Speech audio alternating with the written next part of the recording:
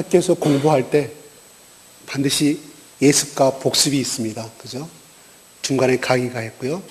예습, 강의, 복습이 돼야만이 훌륭한 장학생이 될 수가 있습니다. 예. 오늘 말씀은 전번에 주일날 전했던 그 같은 말씀의 맥락에서 여러분과 같이 은혜를 나누고자 합니다.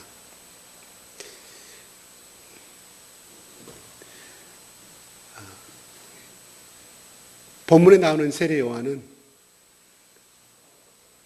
그는 소리로서 자기의 인생을 마치는 사람이었습니다.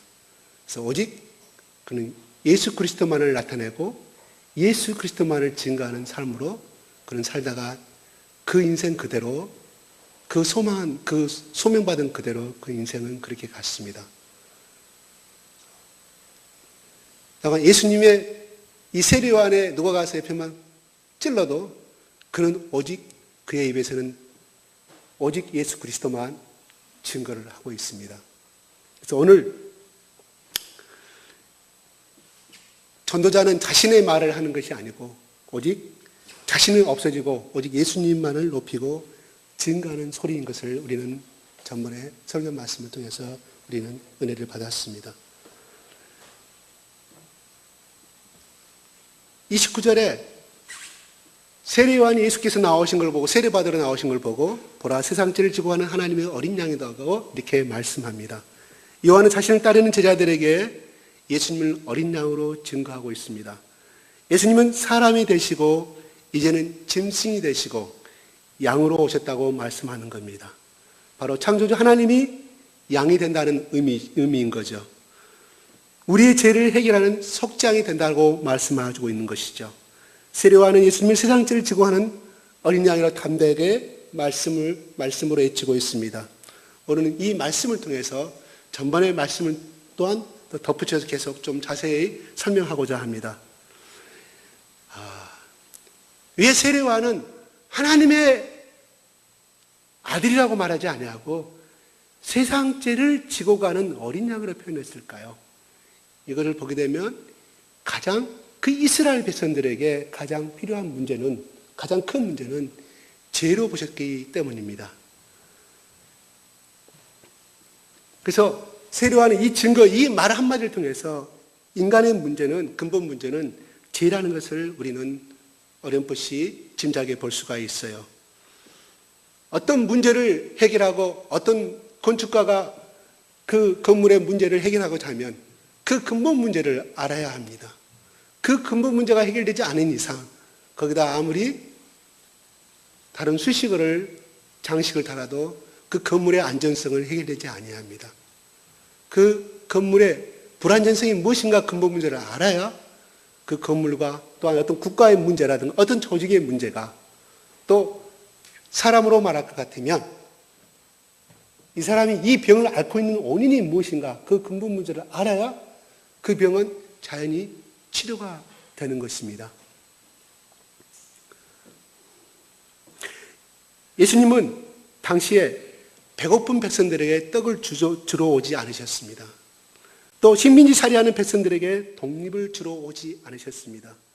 누가복음 19장 10절에 한번 잠깐 볼까요?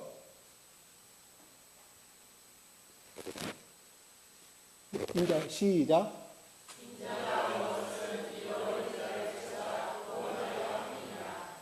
네, 마태복음 9장 13절 한번 볼까요? 9장 13절 시작.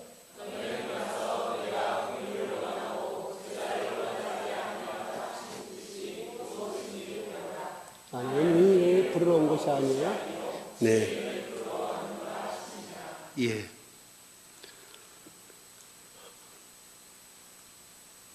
병든 자들에게도 건강을 주러 오지 않으셨습니다.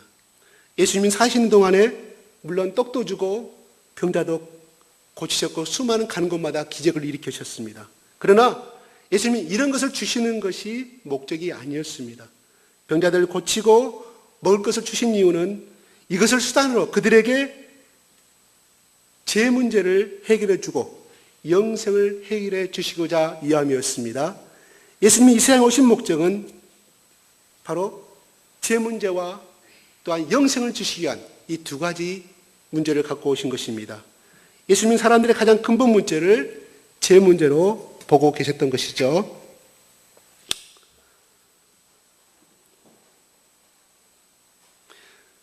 이스라엘 백성들의 가장 행복을 주고 가장 기쁨을 줄 수 있는 비결은 이 제 문제를 해결해야만이 행복이 올 수 있고 그 문제를 해결해야만이 영생과 또한 그들이 바라는 물질 문제와 건강 문제나 또 그들이 바라는 정치적인 독립도 해결될 것을 예수님은 아시고 계셨습니다. 우리는 불행할 때 그 불행한 원인이 돈이 없다고 우리는 생각할 수 있습니다. 또한 사람을 잘못 만나서 내가 이렇게 불행이 됐다고 말합니다. 내 아내를 잘못 만나서 내 남편을 잘못 만나서 나는 이렇게 불행하다고 생각할 수가 있습니다. 또한 질병에 걸렸기 때문에 내가 불행하다고 말할 수도 있고요. 여러 가지 어떤 환경 조건 때문에 또한 그 시대의 어떤 조건 때문에 친척의 어떤 그 조건 때문에 나는 이런 불행을 겪는다고 생각할 수도 있습니다. 물론 어느 부분은 또 맞습니다. 그건 맞는 건 사실이고요. 그러나 분명한 근본 문제는 바로 제 문제라는 것입니다. 죄는 그러면 무엇입니까? 우리가 잘 아는 죄는 하말테라는 그런 언어를 뜻을 가지고 발음을 가지고 있어요. 세상에서 법을 어기도 죄고 도덕이나 간섭을 어기도 죄인 것은 사실입니다. 하지만 성경에서 죄는 창조주 하나님을 하나님으로 대접하지 않는 것 자체가 죄인 것입니다. 창조주 하나님을 무서워하지 않는 자체가 또한 교만인 것입니다. 하나님보다 세상을 사랑하고 자기를 사랑하고 돈을 사랑하는 것도 죄입니다. 하나님을 사랑하지 않으면 자인이 자신을 사랑한다는 것으로 말해볼 수 있고요. 하나님을 사랑하지 않는다는 것은 또 다른 우상을 사랑한다고 또 생각해 볼 수가 있습니다.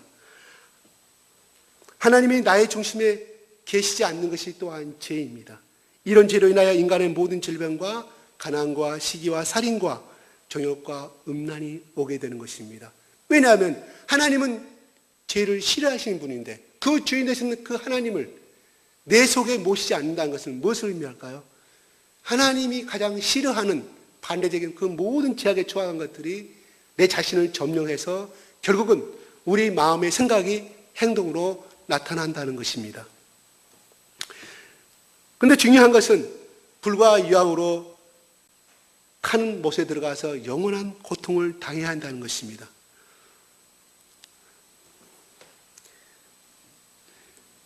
이런데 우리가 제 문제의 심각성이 있다고 볼 수 있는 것이죠.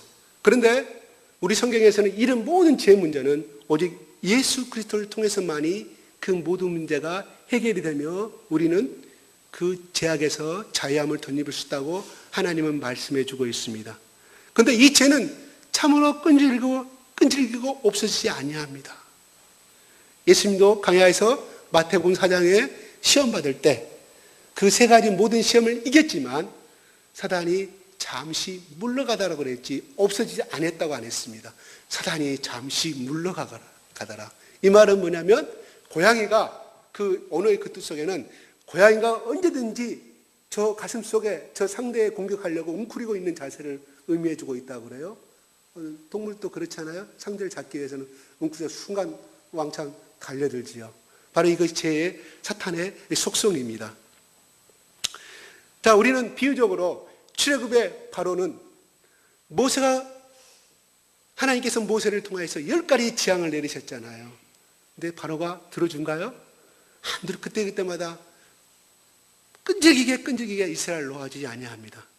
그러나 장자가 죽고 바로가 죽었을 때만이 비로소 이스라엘을 장자 재앙을 만나게 됨으로 인해서 이스라엘 놓아주게 됩니다.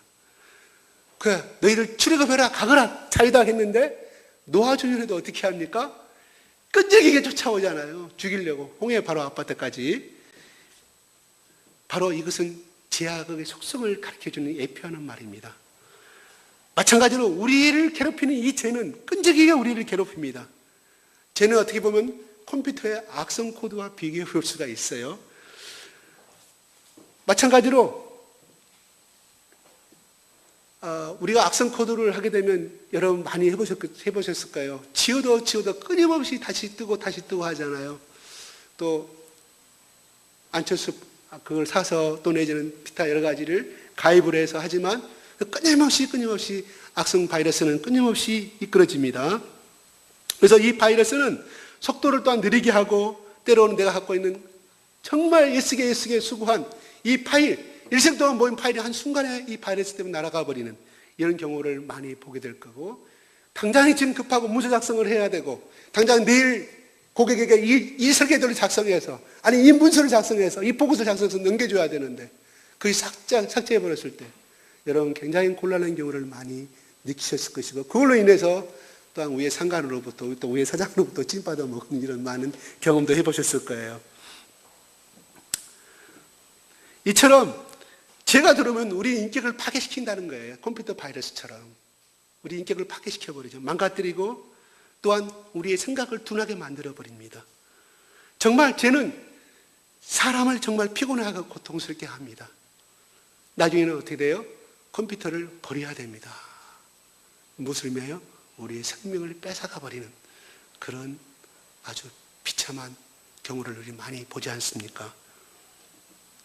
또한 죄는 어둠의 속성이 있어요. 바이러스가 자기가 바이러스 들어왔다고 컴퓨터에 알립니까? 숨어 있잖아요. 바이러스 속성인 것처럼 죄의 속성도 자기를 드러내지 않습니다. 어둠 속에 숨어 있습니다. 그래서 우리는 마음속에 꽁꽁 자기만의 죄를 안고 1년이 가도 2년이 가도 우리는 숨기고 살아갑니다. 또한 죄는 또 뭐예요? 미움을 동반합니다. 나 혼자만은 파괴되면 좋은데 미움을 동반해서 상대를 파괴시키잖아요. 그래서 우리는 상처받은 후에 어떻게 돼요? 상처를 준 사람을 용서하지 못하고 미워하게 됩니다. 또 이제는 우리 무의식 속에 들어와서 우리를 끊임없이 나는 왜 이럴까? 나는 왜 이렇게 분노를 조절하지 못하고 저 상대에게 이런 각이한 말을 하면서 상처를 줄까? 나는 왜 이렇게 통제하지 못할까? 끊임없이 갈망하고 예수를 믿는 사람들은 나는 왜 이래가지고 과연 예수를 믿는 사람을 할 수 있는가? 1년 지났고 2년 지났고 나는 이제 집사가 되었는데, 이제 되신 분한테 말한 거 아닙니다. 현재 나는 집사인데 이렇게 내가 그리스도인을 할 수가 있는가? 끊임없이 방황하고 좌절합니다. 그래서 또 마귀는 그걸 이용해서 끊임없이 우리를 잡아당기잖아요. 이게 죄의 속성입니다.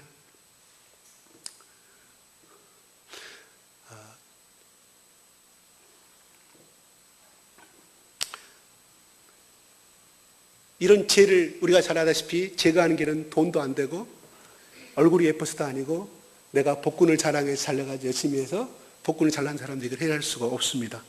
오직 죽는 것이고, 왜냐하면 죄의 대가는 죽음이기 때문에요. 하나님이 그렇게 정하신 것이 아니라 그렇게 가게 되어 있습니다. 인간의 구조가요. 구약에서는 그래서 사람을 대신하여 양이나 염소나 또한 소를 죽게 해서 제사를 바쳤죠. 그러나 짐승이 사람을 대신하여 죽는 것은 일시적이었고 불완전했던 것을 우리는 구약의 제사를 통해서 알 수가 있어요. 그런 가운데 예수 그리스도께서 세례 요한에 나타났습니다. 자, 예수님은 세례 요한은 4가지 말로 요약을 해주고 있어요. 첫째는 세상 죄를 지고 가는 어린 양이라고 29절에 말씀해 주고 있고요.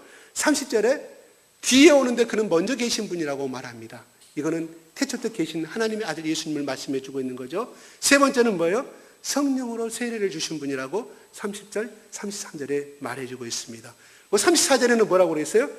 하나님의 아들이라고 4가지를 세례 요한은 예수님에 대해서 표현해 주고 있습니다. 이 중에서 가장 독특한 것은 예수님을 세상 죄를 지고 가는 하나님의 어린 양이라고 말씀해 주고 있습니다. 같이 한번 읽어보겠습니까? 29절 됐어요? 시작.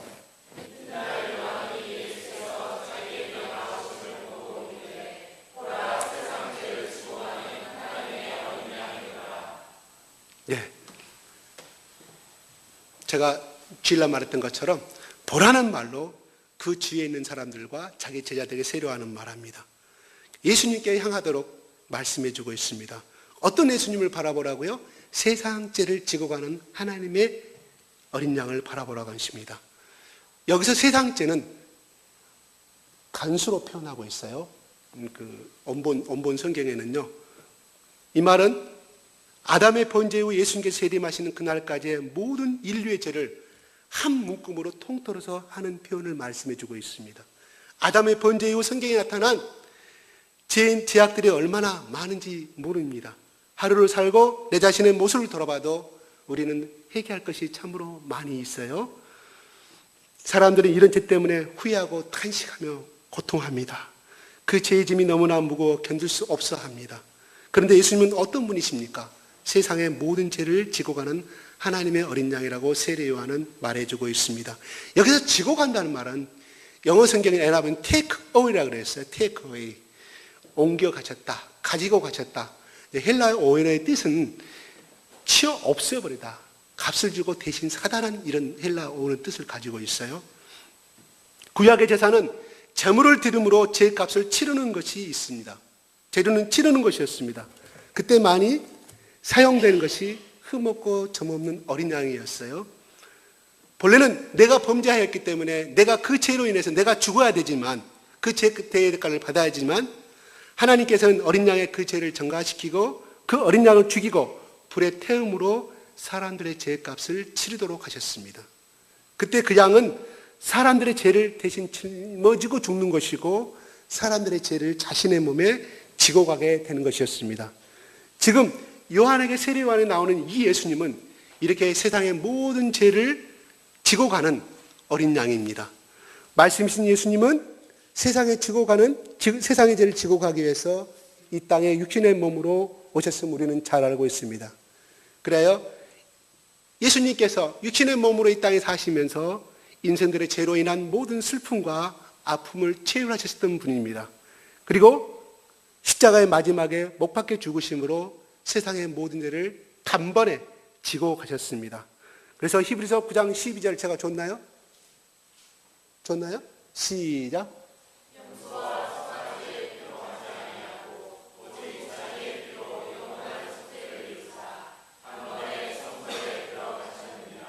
네. 예수님께서 십자가에 피 흘리심으로써 우리 사랑과 하나님과 갖겠던 모든 담을 허물어 버리시고 우리는 하나님께 나아갈 수 있는 길을 열어놓으셨다는 그런 말씀이겠죠. 예수님께 단 한 번의 제사로서 모든 인류의 죄를 사할 수 있는 것은 그분이 죄 없으신 하나님의 아들이기 때문입니다. 그분은 물로 씻어 정결케 하는 의식이 아니라 성령으로 세례를 주사 우리의 죄악을 태우시고 소멸시키시는 분이기 때문입니다. 우리가 눈을 들어 예수님을 바라볼 때 우리는 억누른 이 모든 죄를 예수님이 가져가 주셨다는 진리를 깨닫게 됩니다. 십자가에서 단번에 우리의 죄를 가져가신 그 은혜로 말미암아 죄로부터 해방되는 놀라운 강력을 오늘 이 시간 우리 모두가 이 맛을 보고 있습니다. 믿습니까? 이스라엘 모든 죄와 질고를 생각하고 고뇌하면서 요단강에서 세례를 준 요한은 세상의 모든 죄를 지고 가시는 예수님으로 말미암아 감격하고 기뻐하였습니다. 우리가 세상의 모든 죄를 지고 가는 예수님을 바라보는 감격과 기쁨이 매 순간 충만되기를 기도합니다. 하나님은 자신의 아들 예수 그리스도를 어린 양으로 이 땅에 보냈습니다. 예수님이 성령으로 잉태되어 아무 흠도 죄도 없다고 성경은 기록하고 있습니다. 예수님은 세상 죄를 지고 가는 바로 하나님의 어린 양이었습니다. 예수님이 십자가에서 피 흘리신 그 형벌을 받았으므로 우리는 형벌을 받지 않아도 됩니다. 예수님이 죽음을 통하여 하나님의 공의를 이루신 분입니다. 이스라엘에 출애굽할 때 장자를 대신하여 양을 죽여서 그 피를 문설주에 바르게 하셨습니다. 고로 그 하나님께 자신의 아들을 양으로 보내어 십자가에 죽게 하셨던 의미하고 똑같은 말입니다. 우리 믿는 사람들도 내 아버지 또한 내 남편의 영혼 구원을 위해서는 십자가에 처참하게 죽어가는 그 예수의 심령으로 대신 죄짐을 지고 기도하는 심령이 필요합니다. 그러면 이루어질 것입니다. 레위기 16장 21절 22절 제가 잠시 설명하겠습니다. 여기서 아세살이라는 염소가 나옵니다. 아세살 염소가 이거는 1년에 한 번씩 온 이스라엘이 모여서 성막 앞에 모여서 7월 초에 속죄일이라는 그 날짜에 제사를 지냅니다. 두 염소를 뽑아요. 건강한 두 염소를 뽑아서 제비를 뽑게 만듭니다. 하나님께서 모세에게 제비를 뽑아서 한 마리면 되는데 왜 두 마리를 뽑느냐는 것은 한 마리는 그 두 마리 염소 중에서 어떤 양을 이용으로 쓰면 어떤 양을 이용으로 쓸 것인가를 제비를 뽑으라고 그랬어요. 그래서 먼저 뽑힌 염소는 대제사장이 이스라엘의 모든 죄를 그 염소에게 안수를 합니다. 하나님, 우리 이스라엘 모든 백성들이 지난 1년 동안 지은 모든 죄를 이 염소에게 죄를 대신 덮어 씌우니 이 염소로 인하여 우리의 모든 이스라엘 백성들의 죄를 용서하여 주시옵소서 하고 그 염소를 데리고 가는 사람을 통해서 강야로 데리고 갑니다. 강야로. 지성소로 데려간 것이 아니라 성소로 데려간 것이 아니라 강야를 데리고 가서 그 염소가 찾아올 수 없는 장소까지 이르게 합니다. 그래서 그 강야에서 놔두고 돌아옵니다. 그러면 이 염소는 어떻게 될까요? 그 강야에 있던 배고픈 사자나 늑대나 이리에게 밥이 되겠죠. 그래서 그렇게 떠나버려요. 그러니까 사탄의 밥이 되게 만드는 거예요. 그 다음에 하나는 하나님 앞에 드리는 염소입니다. 그래서 그의 목을 따서 피를 바쳐서 하나님 우리의 모든 죄를 용서하여 주시옵소서 그렇게 말합니다. 그러면 이 두 염소가 나오는데 예수님은 한 분이시잖아요. 그죠? 예수님 십자가 한 분이시잖아요. 예수님 십자가는 바로 그 염소 한 마리는 사단의 밥이 됐던 것처럼 예수님도 사단의 대가로 주신 것이고 또 예수님은 어떻게 돼요? 우리의 모든 죄를 짊어지시고 하나님 앞에 죄의 사함을 피 흘리심으로 우리가 구원을 얻을 길을 이루어 주신, 그래서 예수님은 단번에 제사를 드렸다고, 드림으로 끝났다고 표현해주고 있는 것입니다.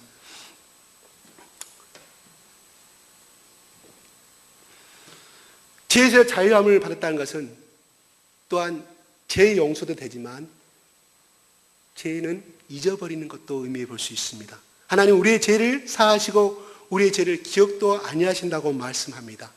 이사야서 1장 18절에 제가 안 적어줬죠. 그거 제가 있어요? 시작.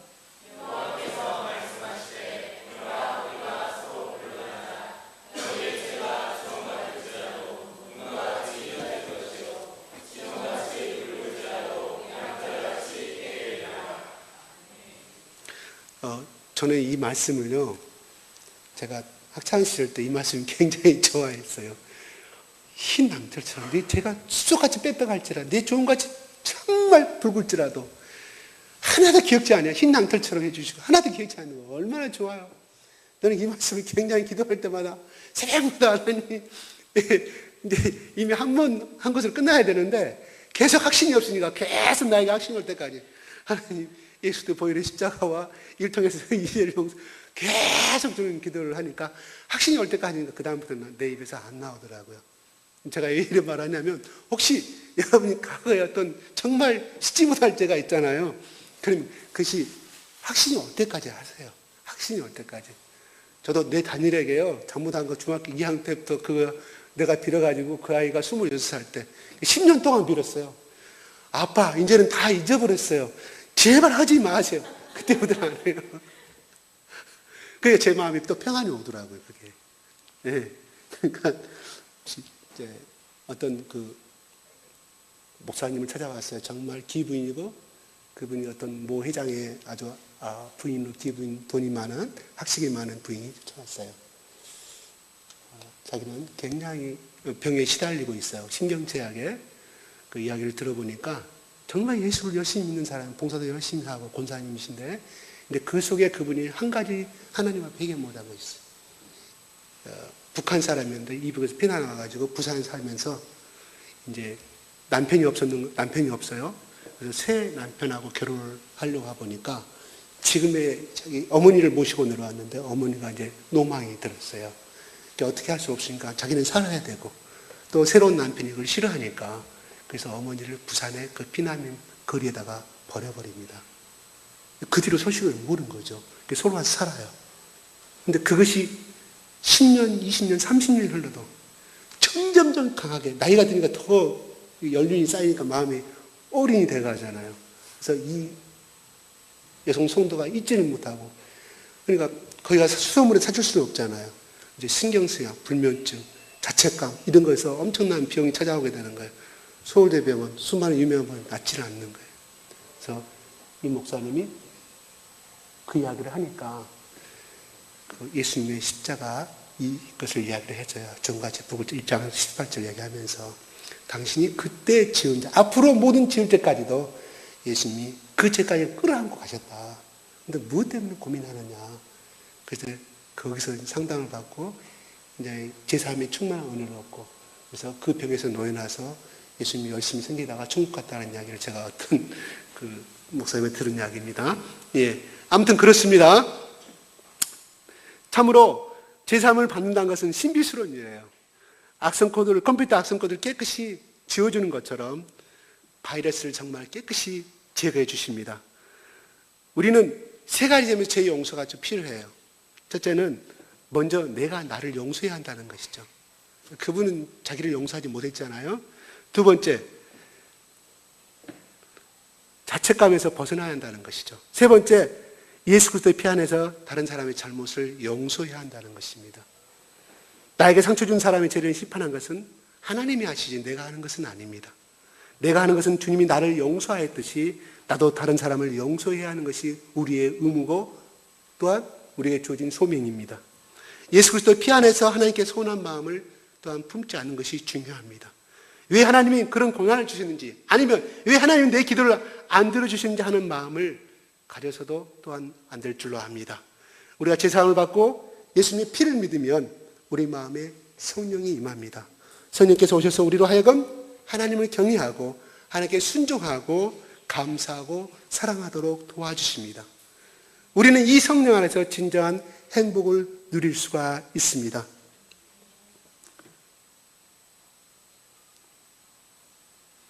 요한이 사람들에게 세례를 주었을 때 예수님도 오셔서 세례를 받으셨습니다. 예수님 죄인이 아니시지만 우리 죄인들과는 낮아지셔서 세례를 같이 받으셨습니다. 그런데 예수님이 세례를 받으실 때 하늘에서 말합니다. 내 사랑하는 아들이여 내가 기뻐하노라고 말합니다. 성령님께서 비둘기같이 하늘에서 내려오셨다고 요한은 기록해 주고 있어요. 이를 통하여 세례 요한은 예수님이 성령으로 세례해 주시는 분을 알았습니다. 성령으로 세례 주신 예수님은 하나님의 아들이라고 증거하였습니다. 성령 세례는 뭡니까? 세례는 침례죠. 원래 원본은 뜻은 침례입니다. 물을 뿌려서 중세기 때 이후로 아니면 또 고난받을 때 그 네로 황제 때 원래 침례를 했어야 되는데 그럴 시간이 없으니까 그냥 지하 그 카타콤에서 이렇게 물로 뿌리는, 그래서 오늘날 이렇게 정설이 되어버리고 말았는데요. 침례는 우리가 물에 잠김으로 죽고 새로운 모습으로 다시 태어나는 것입니다. 예수님은 우리 죄를 지고 가실 때 죄만 지고 간 것이 아니에요. 죄를 짓는 우리 옛사람도 무덤으로 지고 가셨다는 사실입니다. 옛사람은 예수님과 함께 십자가에 못 박혔고 가난과 저주와 싸우고 원망하던 옛날의 자아는 예수님과 함께 십자가에 못 박혀 죽었습니다. 또한 성령의 불로 소멸되게 사라지게 만들었습니다. 번제를 드린 다음에 반드시 태우라고 했잖아요. 그죠? 태우라고. 죄만 남을 때까지. 이게 구약시대의 표면 바로 오늘날 예수님 당시에 오셨던 지금까지 마찬가지로 성령은 소멸하는 불로 오셨다는 사실이에요. 누구의 죄를? 우리의 죄를요. 부활하신 예수님이 성령으로 우리 마음에 들어오셔서 새 생명이 되어주셨습니다. 고린도서 말씀을 굳이 인용하지 않으려도 우리는 내가 산 것이 아니고 내 안에 그리스도께서 사신 것을 우리는 사도 바울의 고백을 통해서 잘 알 수가 있어요. 우리는 예수님을 믿음으로 새 생명이신 성령님을 받게 되었습니다. 구약시대에 성령이 있었을까요? 없었을까요? 구약시대 성령이 있었어요? 없었어요? 있었습니다. 있었습니다. 모세 강하시 때부터 받았잖아요. 70명이. 그래서 여호수아 쫓아오잖아요. 하나님 다 받게 하지 마십시오. 모세한테 그러잖아요. 성령 받았습니다. 근데 그 성령은 불완전한 성령이라고 볼 수 있죠. 신약의 예수님이 가져오신 그 성령님하고는 같은 성질의 성령인 것이지만 약간은 이렇게 있다가 떠나가 버리는 이렇게 불완전한 이런 거 볼 수 있어요. 우리는 예수를 믿음으로 새 생명이신 성령님을 받게 되었고 우리가 물속에 들어가듯이 이제는 성령의 잠긴 삶을 살게 됩니다. 성령이 바로 예수님을 믿는 우리 안에서 강처럼 흘러넘치게 될 것입니다. 요한복음 4장에 너희 생수의 강이 너희 넘쳐난다고 말씀해 주고 있어요. 나중에 우리가 이 말씀을 강의하게 될 것입니다. 이것이 바로 성령 세례입니다. 성령님은 우리의 생명입니다. 성령님은 우리에게 지혜와 총명과 모략과 재능을 주신다고 말씀해 주고 있습니다. 여호와를 경외하는 영을 주신다고 말씀해 주고 있습니다. 우리가 성령 세례를 받으면요, 우리는 사도행전 2장 4절 120명도가 마가다락방에서 성령 받고 방언을 막 해 불로 갈라진 것 같이 성령이 내려와서 방언을 각국 나라 방언으로 엄청나게 하고 기적을 행하고 병을 낫게 하는 우리는 성령을 언뜻 생각하게 됩니다. 그죠? 성령 모르면. 그러나 성령님의 성령 세례를 근본적인 목적이, 성령이 임하는 근본적인 목적이 무엇인가요? 하나님이 나의 아버지고 예수님이 나의 구세주라는 것을 잊혀주기 위해서, 깨닫게 하기 위해서 성령님이 찾아오시는 겁니다. 그 성령님은 구약에 나오는 그 성신, 신 그런 것이 아니라 잠시 왔다 잠시 떠나는 성령이 아니고 우리가 죽을 때까지 영원토록 천국에 갈 때까지 함께 계시는 분이 그분이 성령님이십니다.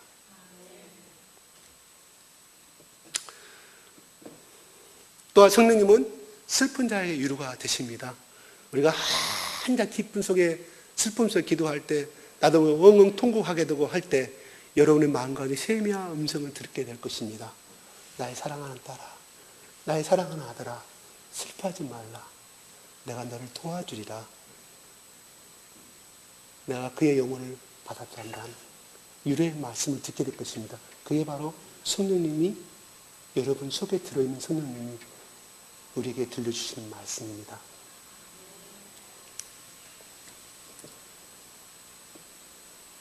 그래서 우리는 때로는 괴로울 때 정말 엉엉 울다가도 우리 기도 속에서 성령님의 세미한 음성을 듣기도 합니다.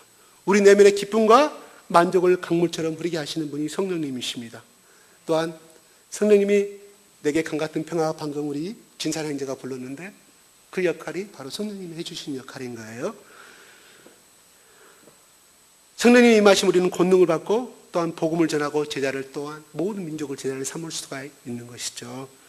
자, 성령님은 바로 우리 내면에 이 새로운 프로그램을 컴퓨터처럼 깔아주신다는 사실이에요. 인도 XP에서 인도 XP 7로 가죠. 지금 건가요? 7인가요? 10으로 갔습니까 지금? 깔아주잖아요. 최신 엄청난 빠른 속도, 모든 정보를 넣어서 바로 이 성령님이 하시는 거예요. 컴퓨터로 그렇게 하듯이. 예수님은 동정역에서 난 하나님의 아들입니다. 부활하신 하나님의 아들이고 성령의 세례를 주신 하나님의 아들입니다. 우리가 이 어린 양 예수의 이 보혈의 십자가를 날마다 바라보는 것이 중요하다고 생각합니다.